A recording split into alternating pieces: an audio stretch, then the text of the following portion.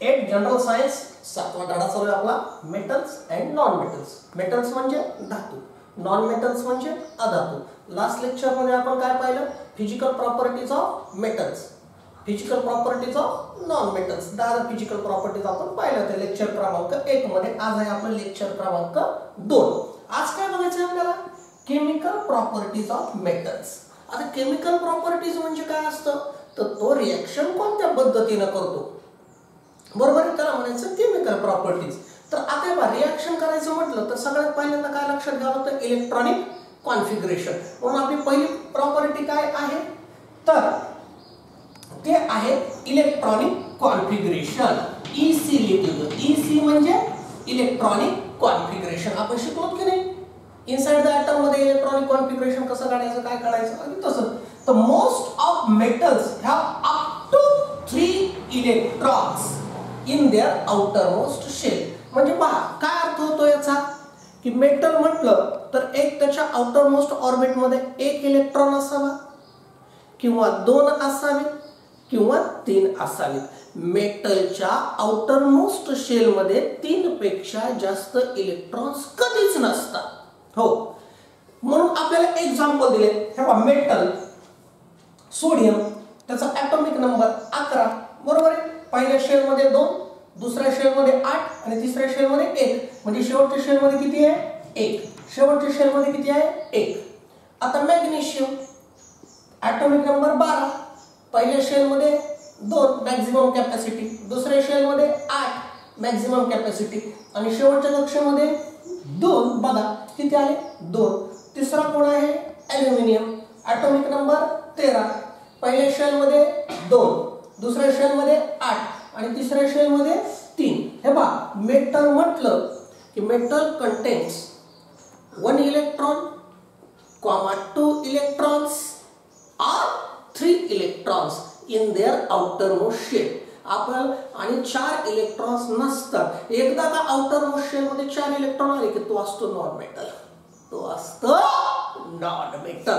मेटलच्या outermost shell मध्ये किती असतील? एक तर शेवटच्या कक्षेमध्ये म्हणजे आउटरमोस्ट शेल मध्ये 1 असेल, 2 असतील किंवा 3. 1 2 3 याच्यापेक्षा जास्त नाही. आता दुसरी प्रॉपर्टी काय आहे? ती आहे formation of ions. Formation of ions. आता फॉर्मेशन ऑफ आयन्स म्हणजे आयन तयार करायचे. बघा आयन्स एक तर पॉझिटिव्ह आयन्स असतात किंवा निगेटिव्ह आयन्स असतात. बरं का आपण 7वीलाच पाहिले. एक तर पॉझिटिव्ह आयन असतात किंवा निगेटिव्ह आयन्स असतात. तर मेटल्स काय करतात? तर मेटल्स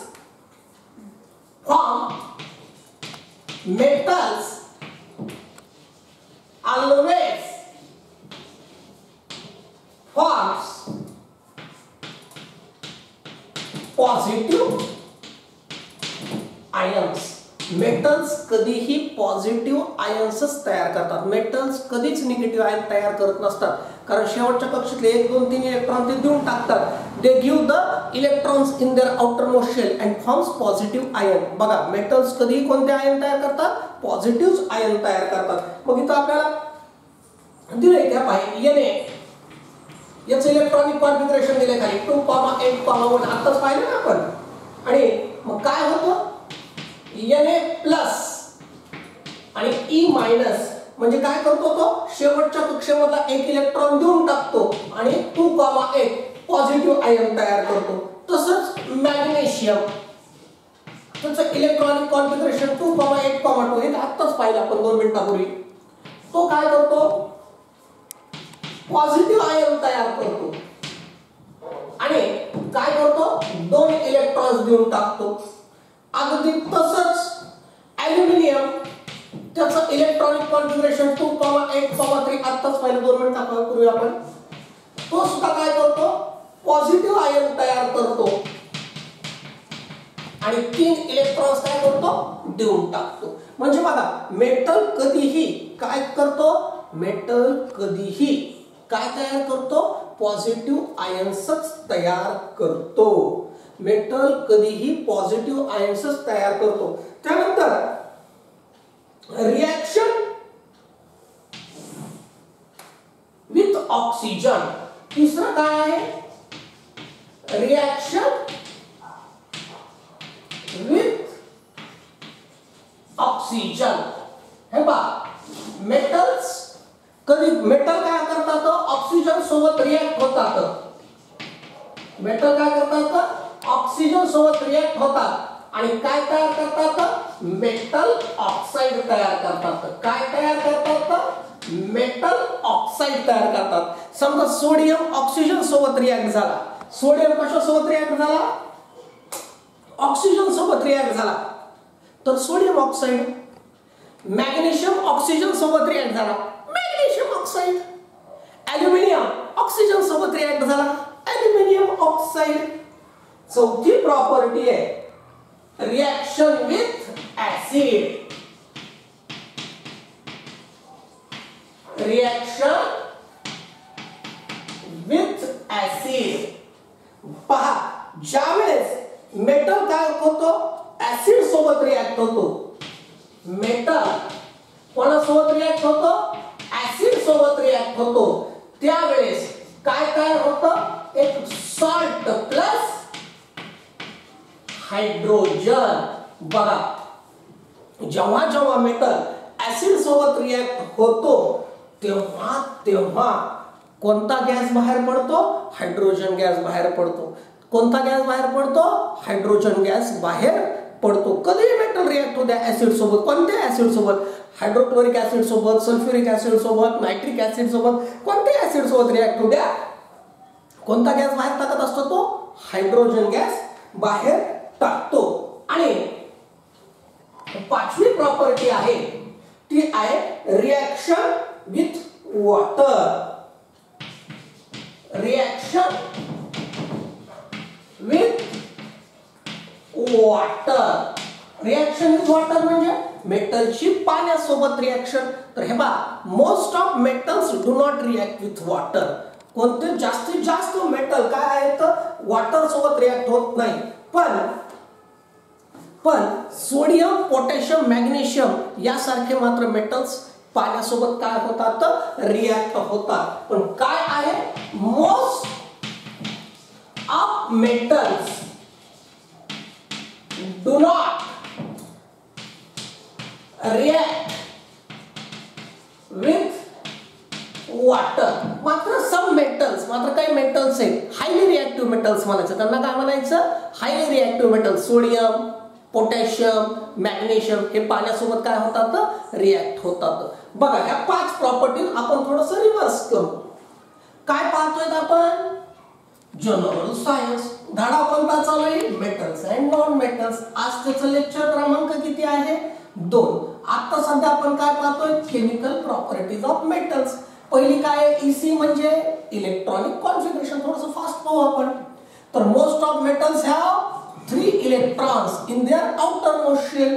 की कोणताही मेटल असू द्या, त्याच्यामध्ये काय असतात, एक तर त्याच्या शेवटच्या कक्षेमध्ये 1 इलेक्ट्रॉन असतो, 2 असतात किंवा 3 असतात. इथे त्याचं एक्झाम्पल दिले.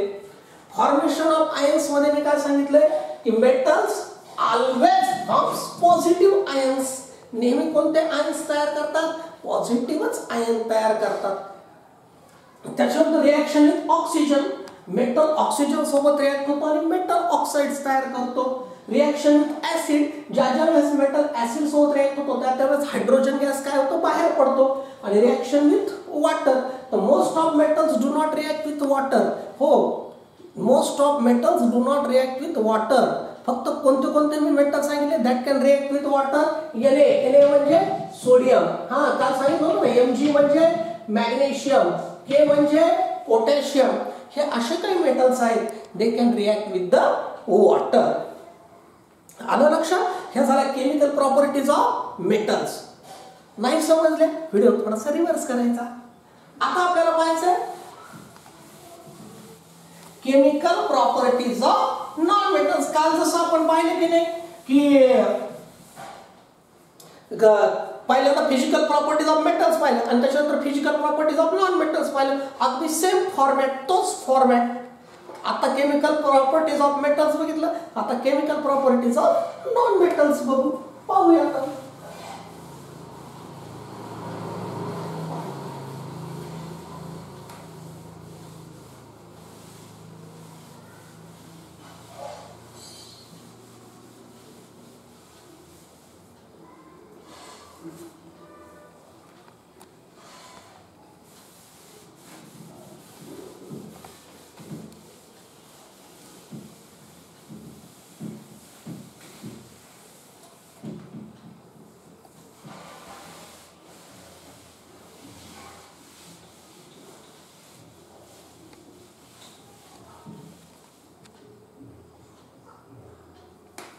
आता पाहू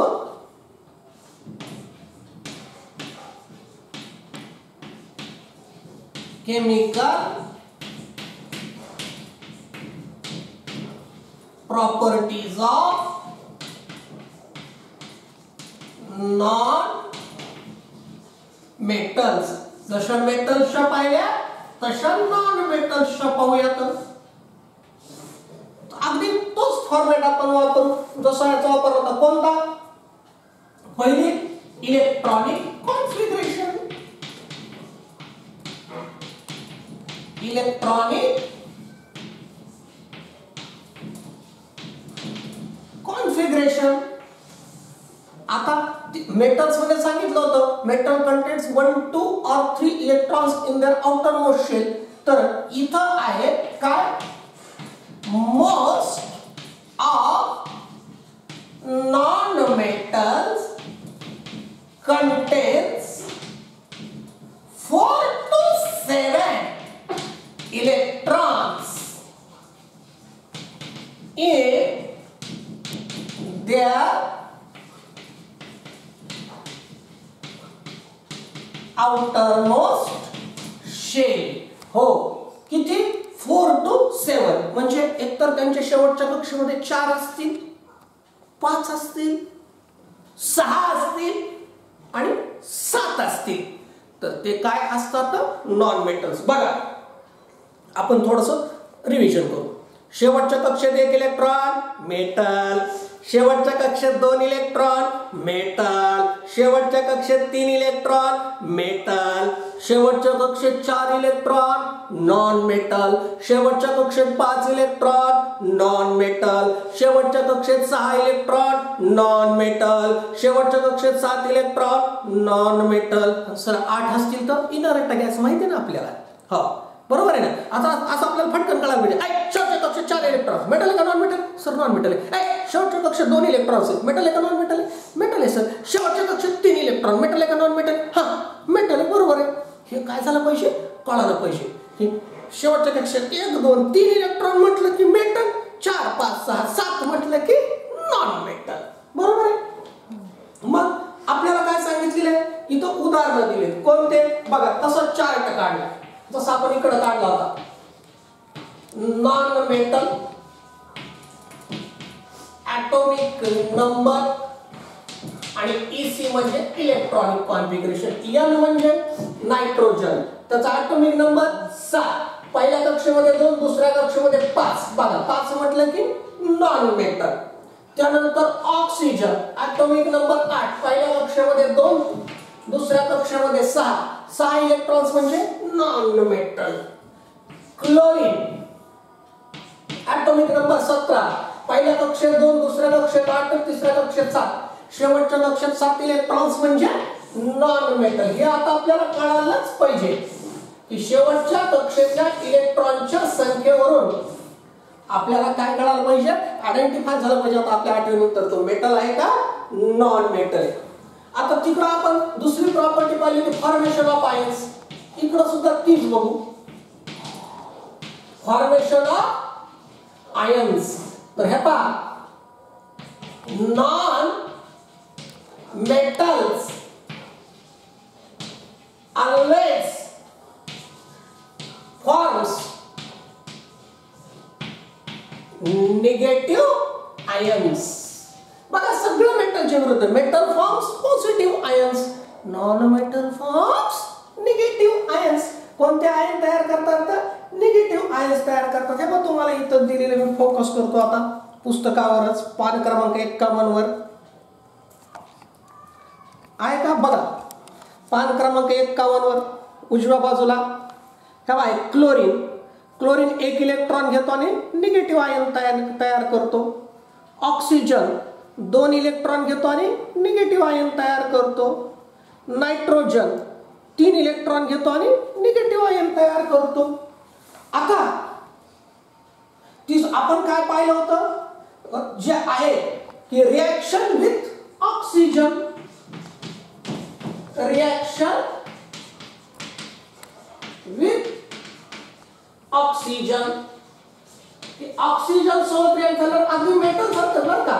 काय?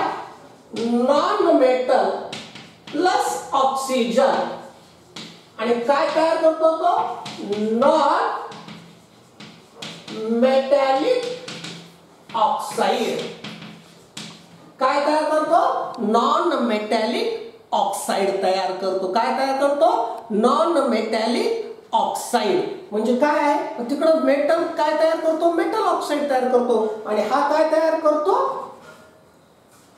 ऑक्सिजन सोबत नॉन मेटॅलिक ऑक्साइड तयार करतो. आणि तिकडं मेटल रिएक्ट्स विथ ऍसिड्स. तर non metals do not react with acids. लक्षात घ्या नॉन मेटल्स ऍसिड सोबत रिएक्ट होत नाही. हो ते पाण्यासोबत आपल्याला रिएक्शन दिली नाही but they do not react with acids. त्याची ऍसिड सोबत कोणती रिएक्शन होत नाही. These are the chemical properties of non metals. म्हणजे आपण आता काय शिकलो केमिकल प्रॉपर्टीज ऑफ मेटल्स आणि chemical properties of non metals. आता आपला पुढचा मुद्दा बघू.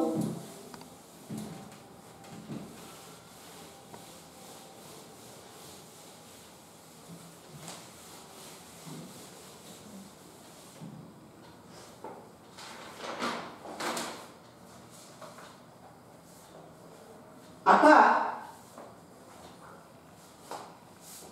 जो आहे आपला पुढचा मुद्दा असा आहे काय आहे मुद्दा मी वेगळा काढतोय. मेटल ऑक्साइड्स आणि नॉन मेटल ऑक्साइड्स. की आता मी सांगितलं तुम्हाला की मेटल ऑक्साइड्स कसे तयार होतात. पण हे जे मेटल ऑक्साइड्स असतात ज्या वेळेस हे मेटल ऑक्साइड्स काय होतात ज्या वेळेस हे मेटल ऑक्साइड ऍसिड सोबत रिएक्ट होतं त्यावेळेस सॉल्ट आणि वॉटर तयार होतं. सॉल्ट आणि वॉटर तयार होतं. लक्षात घ्या हे मुद्दाम वेगळं सांगतोय. पुस्तकामध्ये तिथंच डिचमिड काला केलाय. हो मी मुद्दाम वेगळं काढले ते दोन मुद्दे मेटल ऑक्साइड्स आणि नॉन मेटल ऑक्साइड्स कसे तयार होतात ते सांगितलं मी की मेटल ऑक्सिजन सोबत रिएक्ट होतो आणि मेटल ऑक्साइड तयार होतं आणि नॉन मेटल ऑक्सिजन सोबत रिएक्ट होतं आणि नॉन मेटॅलिक ऑक्साइड काय होतं तयार होतं. आणि पुस्तकात लगेच यांचा संदर्भ दिलाय ते तिथं लक्षात येत नाही म्हणून मुद्दाम वेगळं काढले. आता मेटल ऑक्साइड्स जे आहेत की ज्या अर्थी ते ऍसिड सोबत रिएक्ट होतात आणि सॉल्ट आणि वॉटर तयार करतात त्या हे मेटल ऑक्साइड कसे असतात बेसिक इन नेचर. काय म्हणतो मी ज्या अर्थी ते ऍसिड सोबत रिएक्ट होतात आणि सॉल्ट आणि वॉटर तयार करतात त्या अर्थी बेसिक इन नेचर. म्हणजे कसं काय हो सर तर सांगतो. जेव्हा जेव्हा सॉल्ट आणि वॉटर कधी तयार होतात माहिती का तुम्हाला. लक्षात घ्या आठवीला पूर्ण व्यवस्थित लक्षात घ्या. सॉल्ट आणि वॉटर कधी तयार होतात जेव्हा ऍसिड आणि बेस रिएक्ट होतो तेव्हाच सॉल्ट अँड वॉटर तयार होतात. मी काय म्हणालो जेव्हा ऍसिड आणि बेस रिएक्ट होतात तेव्हा सॉल्ट आणि वॉटर तयार होतं. जेव्हा ऍसिड आणि बेस रिएक्ट होतात तेव्हा सॉल्ट आणि वॉटर तयार होतं. अजून एकदा बोर झालं तरी जेव्हा ऍसिड आणि बेस रिएक्ट होतात तेव्हा सॉल्ट अँड वॉटर तयार होतं. इथं ऍसिड आहे म्हणजे हे काय असणार आहे बेस. इथं ऍसिड आहे म्हणजे हे काय असणार आहे बेस आणि हे काय आहे मेटल ऑक्साइड. म्हणून मेटल ऑक्साइड कसं आहे बेसिक इन नेचर. आता जसं आपण मेटल ऑक्साइड शिकलो वेगळं तसंच आता शिकू non metal oxide. Non metal oxide बघा आता नॉन मेटल ऑक्साइड्स कसे तयार केले होते आपण. when नॉन मेटल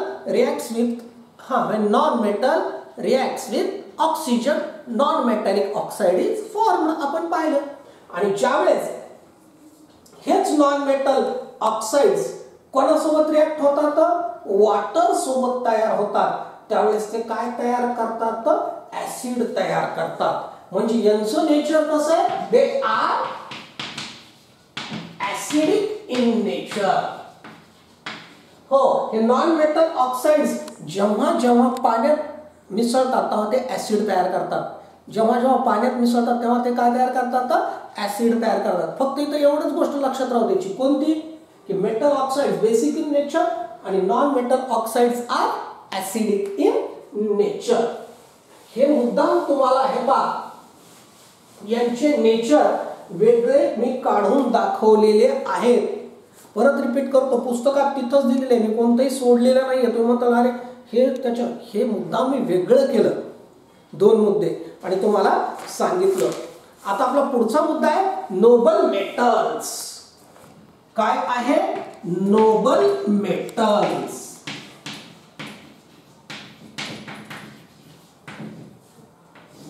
आता हे नोबल मेटल्स म्हणजे काय आहे मराठीमध्ये? आदर्श धातू. हो, जसे आदर्श विद्यार्थी असतात. हो, आदर्श विद्यार्थी असतात ना, त्याचे गुणधर्म असतात आदर्श विद्यार्थी. हो, अभ्यास करतो, गट चाचणी चांगले मार्क मिळवतो, गृहपाठ व्यवस्थित करतो, बरोबर आहे, सिन्सिअर असतो, शिक्षकांना तोंडावर उलट उत्तर देत नाही, बरोबर आहे की नाही? हे काय आदर्श विद्यार्थ्याचे गुणधर्म असतात. तसं आदर्श मेटल्स कोण कोण आहेत तर लक्षात घ्या की आदर्श मेटल जे आहेत 4 आहे.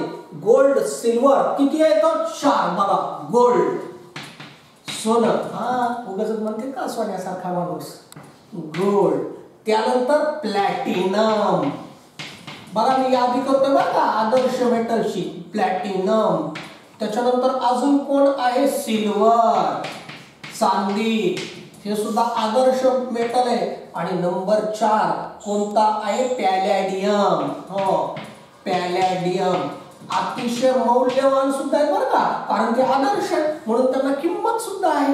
हो, अगदी हे 4 नोबल मेटल्स आहेत. मग गुरुजी यांना कशापायी आदर्श मेटल्स म्हणतात? का म्हणून यांना आदर्श मेटल म्हणायचं?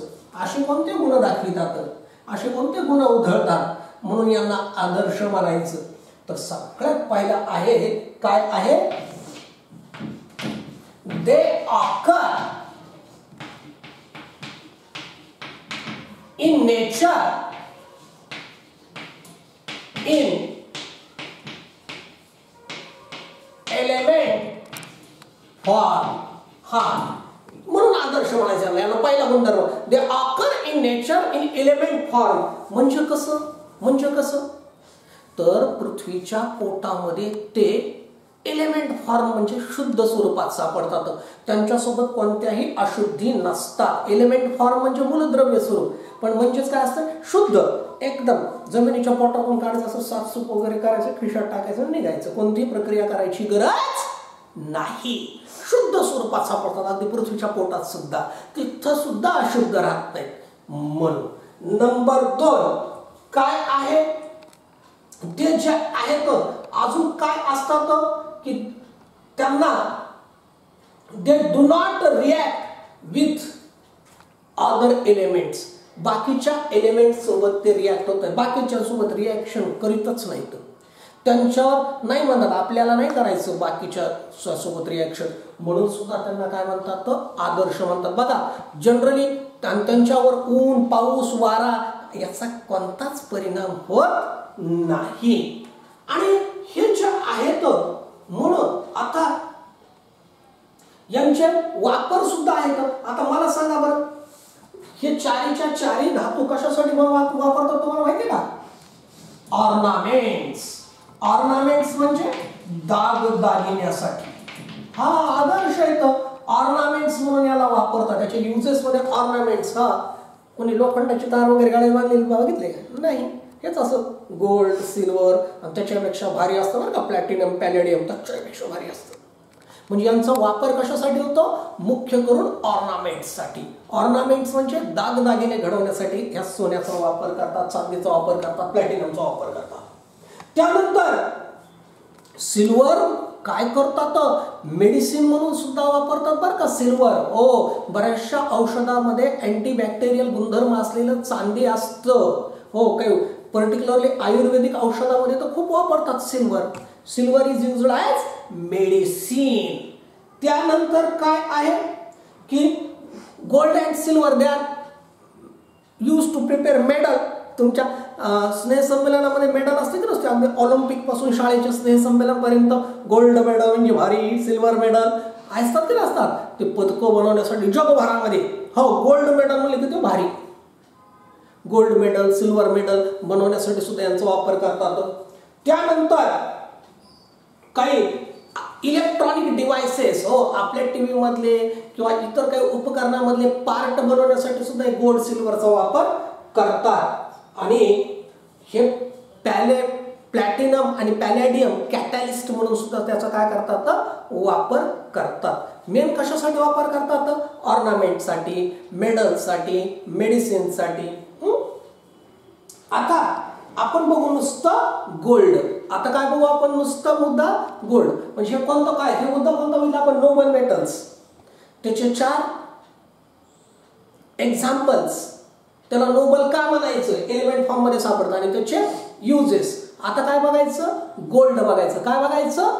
गोल्ड. गोल्ड, फक्त गोल्ड बद्दल बोलायचं आता आपण. गोल्ड म्हणजे सोनं आणि ते मेटल आहे, बरोबर आहे ना? नोबल मेटल आहे आणि आपला धडाच आहे मेटल्स अँड नॉन मेटल्स. म्हणून आपल्याला काय बघायचंय? गोल्ड. तर बघू आपण गोल्ड. गोल्ड म्हणजे सोनं, मेटल आहे बरं का ते. आता हा गोल्ड काय आहे? तर pure gold is very soft. काय आहे? Pure gold is very soft. आणि 100% प्युअर गोल्डला म्हणतात 24 कॅरेट गोल्ड. हो, शुद्ध सोन्याला काय म्हणतात? 24 कॅरेट गोल्ड. म्हणजे प्युरिटी म्हणजे शुद्धता of gold. It is measured. कशामध्ये मेजर करतात प्युरिटी? तर ती प्युरिटी मेजर करतात कॅरेट मध्ये. आणि प्युअर गोल्ड कसं असतं? अतिशय सॉफ्ट असतं. It can bend easily. अगदी सहज काय होतं? मोडू पण शकतं आणि वाकू पण शकतं. म्हणून ऑर्नामेंट्स काय करतात? Mix other metals in it. म्हणून दागदागिने घडवण्यासाठी जो गोल्ड स्मिथ असतो, गोल्ड स्मिथ म्हणजे सोनार, तो काय करतो? दुसरं मेटल त्याच्यामध्ये मिसळतो, ज्याला आपण आपल्या गावरान भाषेमध्ये काय म्हणतो? बट्टा. बट्टा घालतात की नाही? नसतं तर विचारायचं घरी, हा हे असं ऑर्नामेंट आहे, बरोबर आहे, मग हे ऑर्नामेंट प्युअर गोल्डच आहे का? हो. बरं, मग याच्यामध्ये बट्टा किती आहे? म्हणते अरे वा, तुला कसं काय माहिती? अरे वा, आपण शिकवलं म्हणायचं धड्यामध्ये की pure gold is very soft. It can bend very easily. So other metal like copper मिसळतात किंवा सिल्वर त्याच्यामध्ये मिसळतात. In India 22 carat gold is use for ornaments. की भारतामध्ये 22 कॅरेट गोल्ड काय करतात? वापरतात. आणि हे जे काय आहे त्याच्यामुळे काय होतं? त्याचं काही ते दागिने मोडत नाहीत किंवा वाकत नाहीत. हे झालं गोल्ड आणि प्युरिटी ऑफ गोल्ड. आज के लिए इतना ही.